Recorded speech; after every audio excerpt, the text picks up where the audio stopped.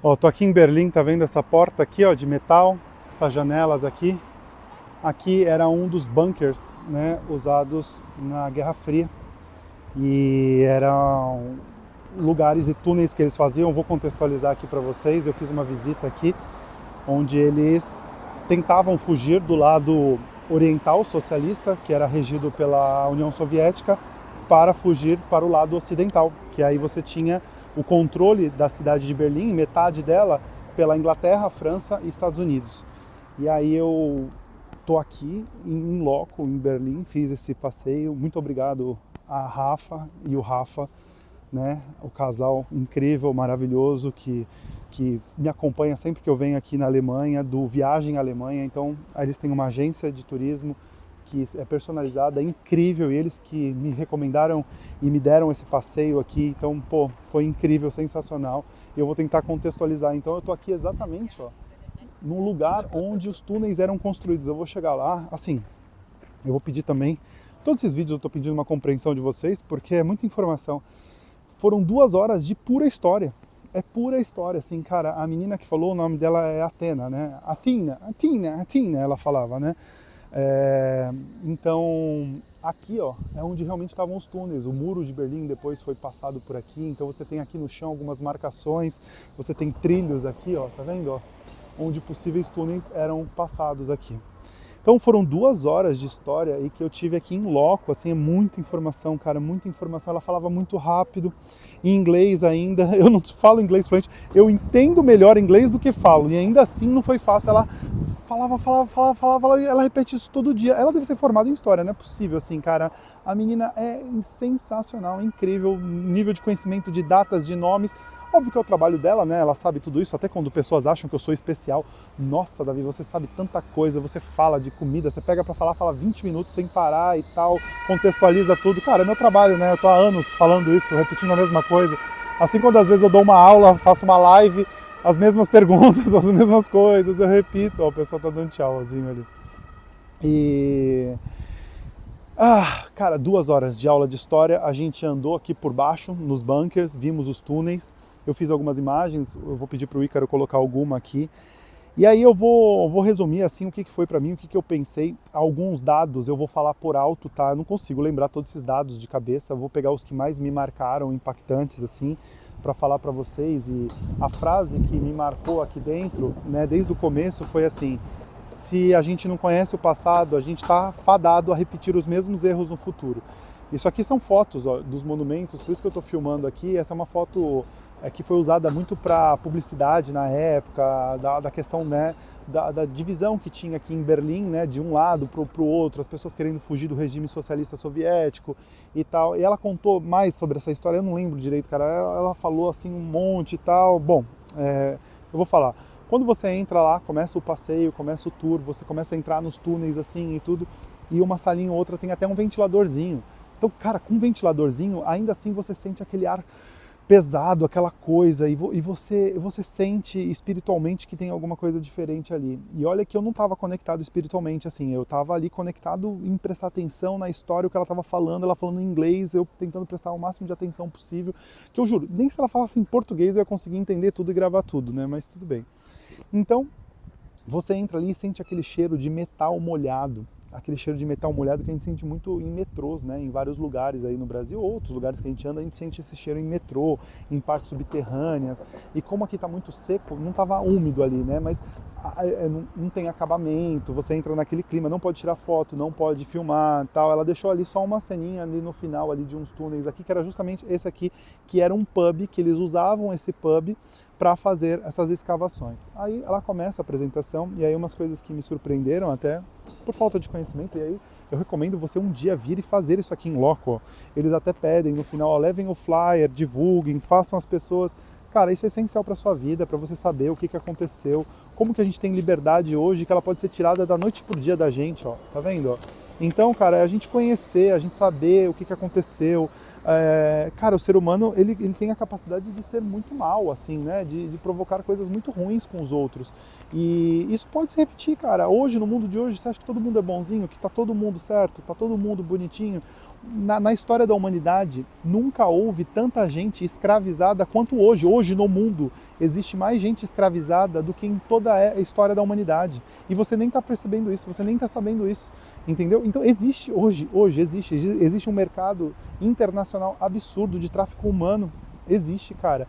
Então, assim, a gente tem que estar atento a essas coisas, buscar informação. Não é vendo só besteira aí na televisão, no TikTok, dancinha, que você vai mudar o mundo, se proteger da forma certa. Então, isso é importantíssimo.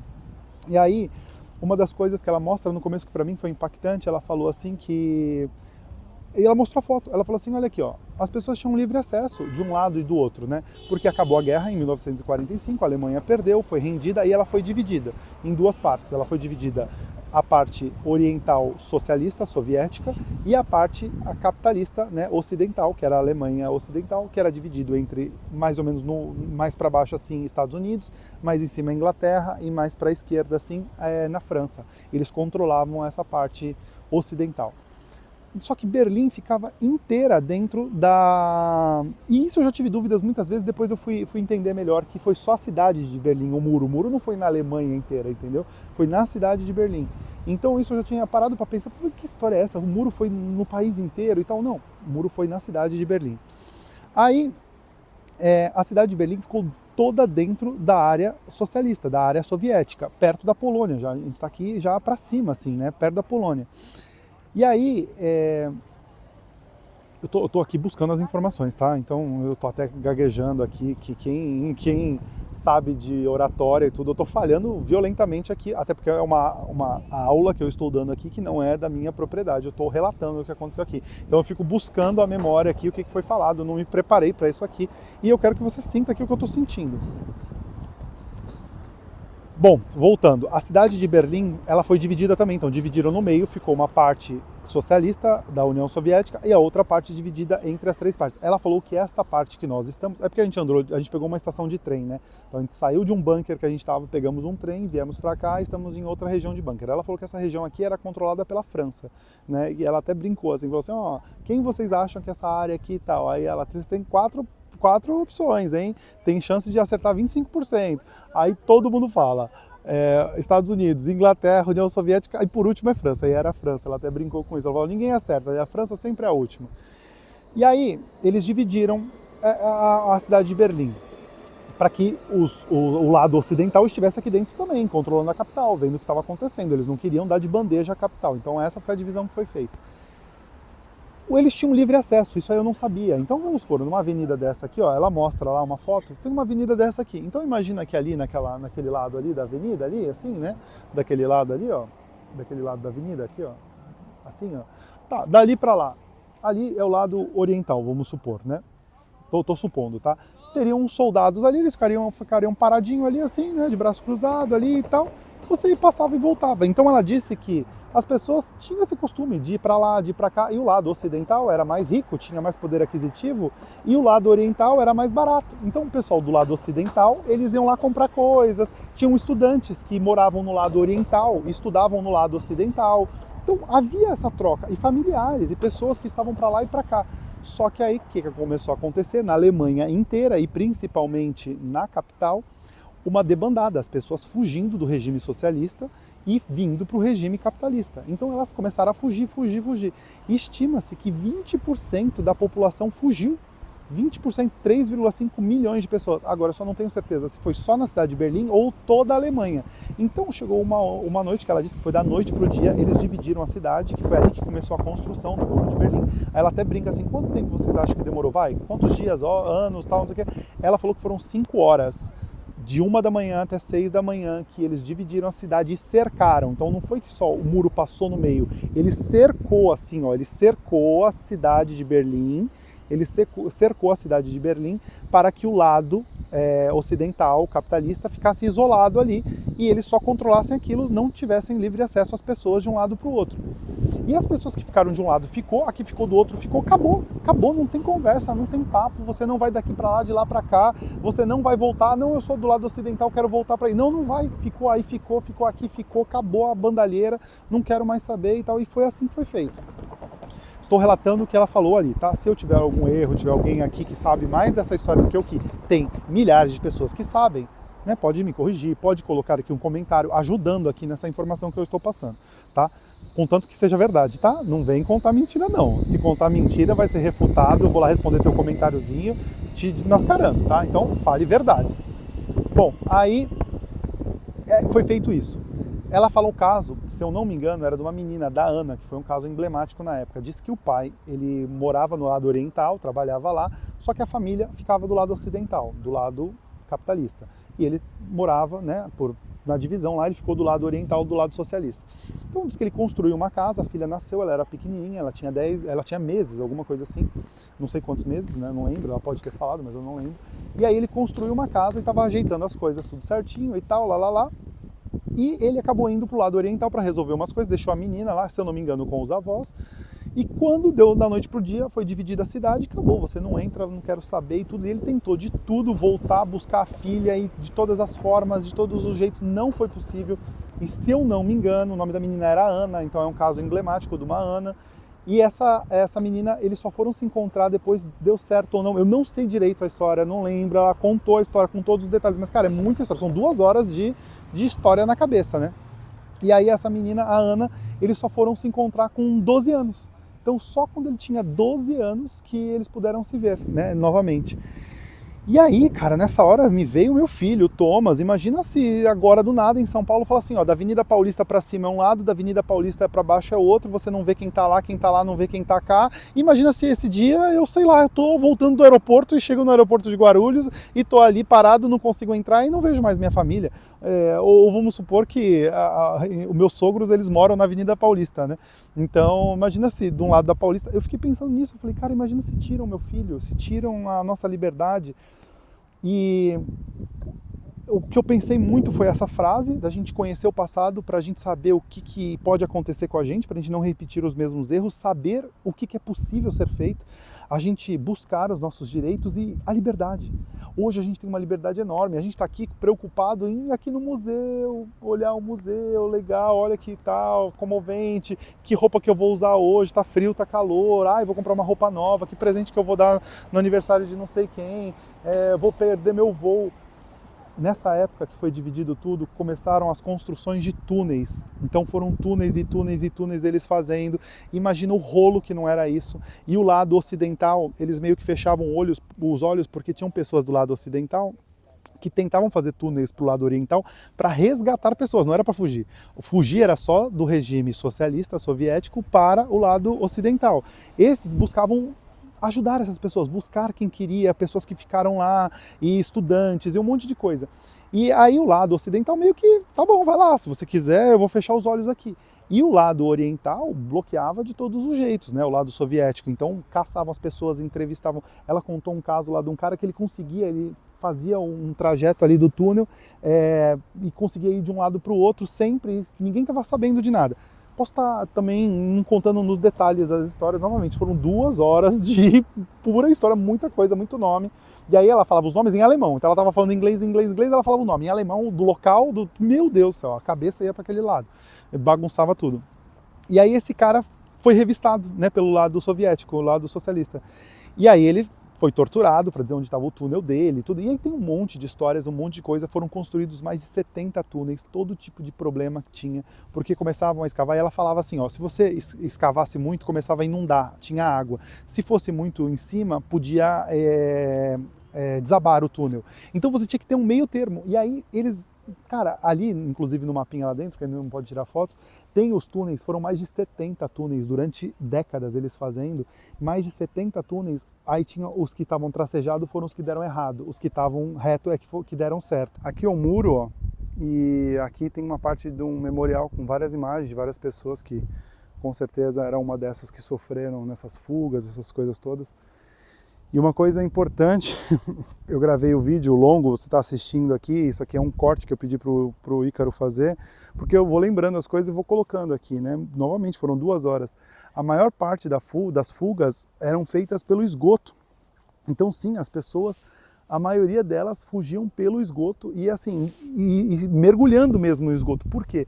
Porque dentro do esgoto, os soviéticos lá, os socialistas, colocavam grades. E às vezes as grades iam até lá embaixo, então a pessoa tinha que mergulhar tudo lá, inclusive sem saber se ia conseguir alguma coisa. Então grande parte das fugas era pela rede de esgotos. E aí tem fotos e tal, deles entrando no bueiro de um lado, saindo do bueiro do outro. Então era pelo esgoto, cara. E aí todo tipo de coisa, de atrocidade, de pessoas morrendo. E o túnel, cara, tu não acha que é um túnel maravilhoso, tal? Não, era aquele túnel para você ir rastejando, que nem a gente vê em filme, que nem a gente vê filme de fuga de uma cadeia e tal, aquela coisa ali um em cima do outro.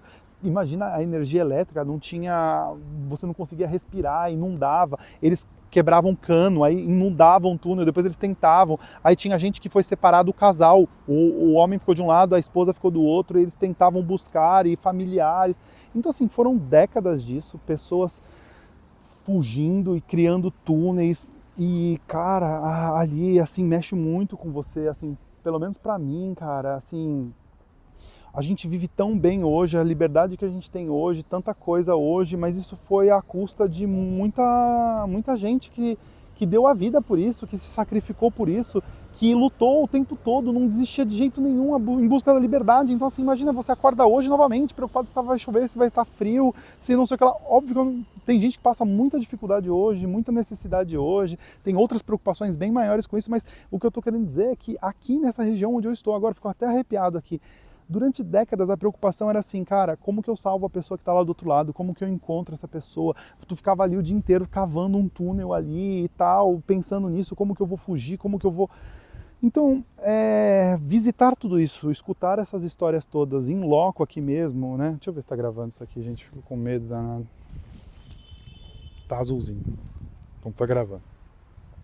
Então, escutar essas histórias todas em loco, visitar aqui, e muitas informações não querem que chegue pra gente, não falam pra gente. Na época da escola, quando contam uma coisa ou outra, contam lá no Brasil e contam assim, tipo, pô, tu é adolescente lá, tu é pré-adolescente, tu tá nem aí, tu tá querendo saber qual que é a bagunça que você vai fazer, se ia jogar bola, qual era essa menina que eu gostava de mim, era isso que eu queria saber, jogar jogo de videogame com meus amigos, ir no cinema final de semana.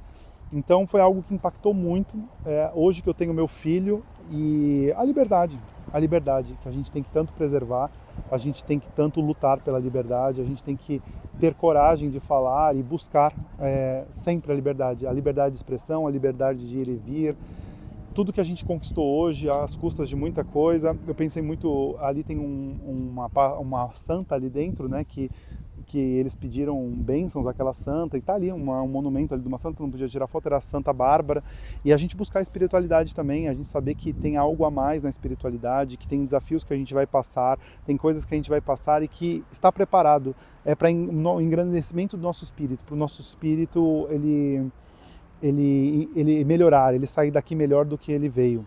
E é isso que eu acredito. Então essas dificuldades que a gente passa na vida, que sinceramente hoje a gente vive na época mais tranquila da história da humanidade, e as pessoas não querem ter filhos, não querem ter preocupações, não querem ter desafios, não querem uma comodidade enorme. O ser humano, cara, ele tende sempre à comodidade. O nosso cérebro, ele foi configurado para relaxar, para descansar, para poupar energia. Tanto que estou ali no avião para vir para cá, para Berlim. Aí abriu uma fila, né, grande, para fazer o embarque lá das malas, para fazer o raio-x das malas lá e tal. Aí abriu. Aí eu passei. Quando chegou uns 3 lugares atrás de mim, assim, umas 3 posições para trás, a mulher abriu uma outra fila. Ela abriu assim e falou assim, não, vai pelo outro lado, porque tinha uma mala jogada, foi até inusitado isso. Tinha uma mala jogada assim, com um casaco e tudo, daqui a pouco veio um cachorro. Aí eu não entendi aquele cachorro, todo mundo isolando aquilo, o cachorro farejador foi lá, farejou a mala, acho que não viu nada na mala. Aí a menina veio lá, acho que era de uma menina, eu não entendi o que aconteceu ali. De qualquer forma, como ficou o meio ficou travado por causa desse negócio da mala, ficou todo mundo acumulado desse lado direito. Aí a menina abriu a fita no meio para as pessoas irem pro lado esquerdo. Aí eu olhei para trás e falei, pô, me dei mal. Fiquei esperando um montão aqui, ainda vou esperar mais 10 pessoas na minha frente, os outros ali atrás já estão indo lá no raio-x. Esse é o ser humano. O ser humano. Aí tinha gente que era para ficar do meu lado, pegou a mala, virou com tudo para ir para o outro lado. O ser humano, ele quer economizar energia, ele quer ser relaxado o tempo inteiro. A gente tem que se desafiar o tempo todo. Saber que a gente tem que melhorar, que a gente tem que aprender, que a gente tem que se esforçar. Que, cara, a virtude não está em ficar em casa comendo pipoca com chocolate, tomando refrigerante, vendo Netflix de papos pro ar. Não é aí que é a virtude, não é aí que você vai evoluir, não é daí que você vai sair melhor do que você veio, não é isso que Cristo pregou pra gente. Então não é a comodidade, não é você ficar sempre no vitimismo, você sempre querer assistencialismo, todo mundo tem que olhar para mim, todo mundo tem que gostar de mim, o governo tem que me dar tudo. Não é esse o caminho é você se esforçar todo dia e você melhorar todo dia, porque você é cheio de imperfeições. Eu sou cheio de imperfeições. Tem gente que vem comentar aqui de vez em quando comigo, é porque não sei o que lá, ou gente vem educadamente, porque tem gente muito mal educada, né? Agora no Instagram, uma mulher comentou totalmente mal educada. Olha o que eu falei para ela. Eu falei assim, olha, eu poderia ter sido tão mal educado quanto você foi na minha resposta, mas não é isso que eu quero hoje mais para minha vida. Então fique com Deus. Ela ficou puta comigo. Nossa, vou parar de seguir você porque eu comprei teu livro e você, que é como a gente se decepciona com as pessoas, porque eu fui sincera com você, porque ela não aceitou que ela foi mal educada e que eu fui educado com ela. Vê se pode. Ela está com problema com ela mesma, internamente, ela não está bem com ela não conseguiu lidar com alguém ter sido respeitoso com ela. Vê se pode um negócio desse.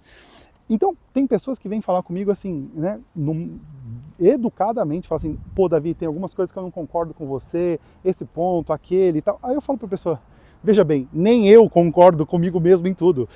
Eu tô gravando esse vídeo agora. Se eu vir esse vídeo daqui 1 mês, daqui 2 meses, se eu vir amanhã esse vídeo, eu vou achar ele uma merda. Eu vou achar que faltou isso, que faltou aquilo, que a minha oratória não foi boa, que eu gaguejei, que o meu storytelling não foi legal, que não sei o que lá, que eu podia ter feito diferente. Sempre a gente tem onde melhorar. A gente é cheio de defeitos. Eu acabei de gravar um vídeo vindo pra cá, falei, eu me sinto envergonhado, cara, de vir a segunda vez na Alemanha, eu só sei falar Good Morning, que é bom dia, e nem boa noite eu lembro mais, e falar Danke, que é obrigado. Não sei falar mais nada aqui, cara. Que vergonha, tu não sabe falar um mínimo de uma língua. É uma língua dificílima, muito diferente da nossa, mas, cara, nada. Na França lá, cara, não falava nada. Eu estudei aí durante 2 semanas lá no Duolingo lá, não evolui nada. O meu inglês, eu acho que piorou. Então eu me cobro o tempo inteiro pra melhorar sempre, cara. Sempre melhorar, sempre acordar um dia após o outro melhor do que a gente dormiu. Eu dormi ontem pior do que hoje. Hoje eu sou melhor do que ontem, cara. Todo dia melhorar. E o segredo, para quem ainda não descobriu, eu descobri só com 35 anos, eu só fui tendo pitadinhas ali, ó, pitadinhas, né? Que eu fiz catecismo na igreja católica, depois eu sou espírita hoje e tal, cristão, sempre fui. Então era o Connecting the Dots do Steve Jobs. Ali eu tava tendo ali os insights ali de Jesus Cristo, eu falava que era cristão, escutava um, escutava outro, escutava um padre, escutava um pastor, ia no centro espírita, escutava a palestra, mas aí eu li o evangelho. Aí foi a maior Red Pill da minha vida, né? Então, quem não sabe o que é Red Pill, pesquise lá, Red Pill, Matrix, o que é? Qual é o conceito de Red Pill? Ali eu tive, cara. Então, é o que Jesus quer da gente, ele quer que a gente evolua, melhore a cada dia, tanto nessa vida material quanto na nossa vida espiritual, que as duas coisas estão conectadas aqui. Então você tem a oportunidade em vida de melhorar todo santo dia. Então, quando você foi dormir ontem, você tem que dormir pior do que você é hoje. Hoje você tem que estar melhor do que ontem. Todo santo dia, é o desafio diário. Ó. O sol, ó, todo dia ele nasce. Todo dia ele nasce. Todo dia. Faça chuva, faça sol, não importa. Aqui na Terra, né? Porque lá não faz. Faça chuva, faça sol, ele está aqui, ó, te dando uma nova oportunidade. Bom, falei pra caramba, achei que eu ia falar só uns 5 minutos, falei 22 minutos. Aproveite, amanhã tem mais aqui, foi sensacional. Aproveitem, venham a Berlim um dia, de acordo com a sua possibilidade, obviamente, né? Mas e que esse vídeo de alguma forma te ajude, até porque eu não vou fazer tudo que eu quero na minha vida, eu não vou em todos os lugares que eu quero ir, mas eu sempre tento buscar informações e inspirações em pessoas que foram, que conheceram mais do que eu outras coisas para que eu melhore também. E hoje a internet nos ajuda com isso. Pare de ver besteira e merda na internet e aproveite o que tem de bom aqui dentro e não as baboseiras.